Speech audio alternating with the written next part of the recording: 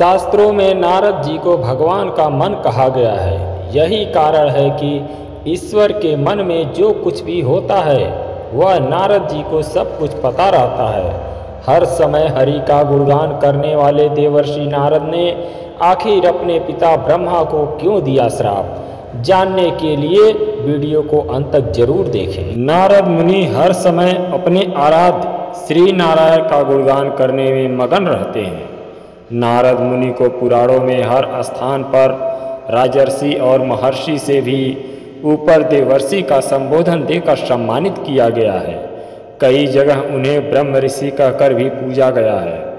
पौराणिक कथाओं को सुनने पर ज्ञात होता है कि उनकी पहुंच ब्रह्मलोक से देवलोक और दानवों के राजमहलों से मृत्युलोक तक है। ब्रह्मा जी के कंठ से उत्पन्न होने के कारण देवर्षि नारद को मानस पुत्र माना गया है।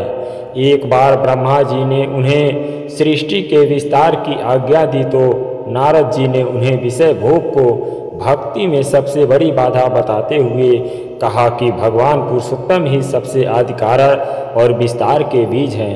वे ही अपने भक्तों को शरण देने वाले हैं। ऐसे में भक्तों के आराध्य और प्राप्य उन परमेश्वर श्री कृष्ण को छोड़कर कोई मूर्ख ही होगा जो विनाशकारी विषय में मन लगाएगा।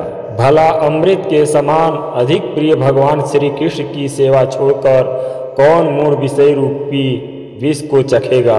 देवर्षि नारद के द्वारा ऐसा जवाब सुनकर ब्रह्मा जी को बहुत क्रोध आया।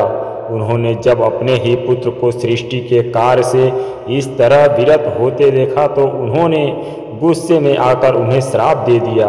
नारद, तुमने मेरी अवज्ञा की है, इसलिए मेरे श्राप से तुम्हारा सारा ज्ञान नष्ट हो जाएगा और तुम गंधर्व योनि को प्राप्त कर श्रृंगार विलासरत कामिनियों से वशीभूत हो जाओगे। ब्रह्मा जी से श्राप मिलने के बाद दुखी होकर नारद जी ने अपने पिता से कहा कि पिता को चाहिए कि वह अपने कुमार्गी पुत्र को श्राप दे या फिर उसका त्याग कर दे, लेकिन आपने पंडित होकर भी अपने तपस्वी पुत्र को श्राप देना उचित समझा।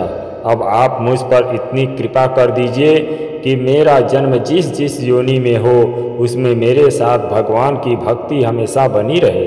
देवर्षि नारद ने ब्रह्मा जी से कहा कि आपने मुझ निरपराध के अकारण श्राप दिया है, इसलिए मैं भी आपको श्राप देता हूँ कि आपकी 3 कल्पों तक लोक में पूजा नहीं होगी और आपके साथ ही आपके मंत्र, स्त्रोत्र, कवच आदि का लोप हो जाएगा।